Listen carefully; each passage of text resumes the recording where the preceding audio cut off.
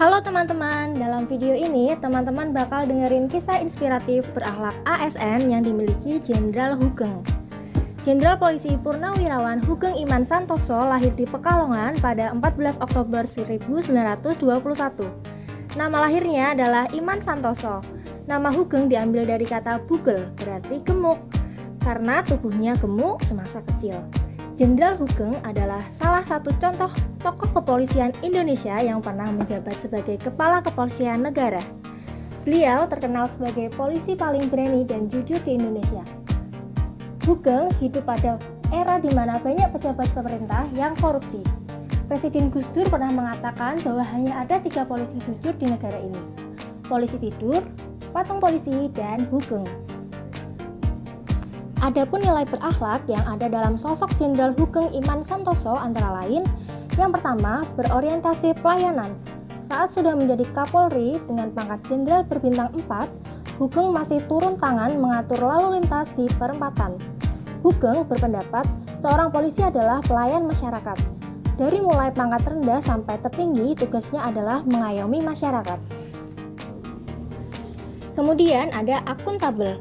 Saat dilantik sebagai Kepala Jawatan Imigrasi, Hugeng meminta istrinya yang saat itu membuka usaha toko bunga untuk menutup usahanya.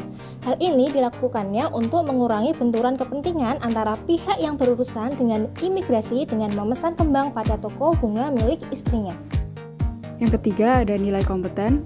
Atas semua pengabdiannya kepada negara, Hugeng Iman Santoso telah menerima sejumlah tanda jasa seperti Bintang Gerilya, Bintang Dharma, Satya Lencana Sabta Marga, Satya Lencana Perang Kemerdekaan 1 dan 2, dan Satya Lencana Yana Utama. Kemudian nilai yang keempat yaitu harmonis.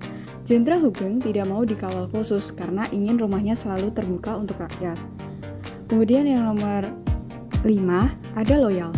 Pada saat mendapat perintah pindah tugas ke Sumatera Utara tahun 1955, Hugeng mendapat tugas berat untuk memberantas penyelundupan dan perjudian di daerah tersebut. Beliau difasilitasi rumah dinas dengan barang-barang mewah.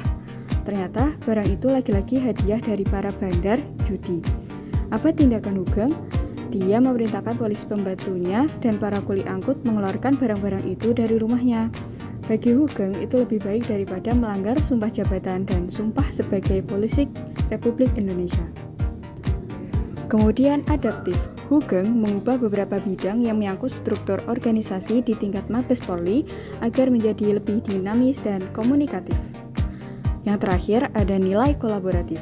Hugeng memiliki kamar radio yang berisi alat komunikasi yang memungkinkan terjadinya komunikasi setiap saat, baik untuk monitoring maupun untuk menerima informasi dan menyampaikan perintah dengan staf pimpinan kepolisian lainnya.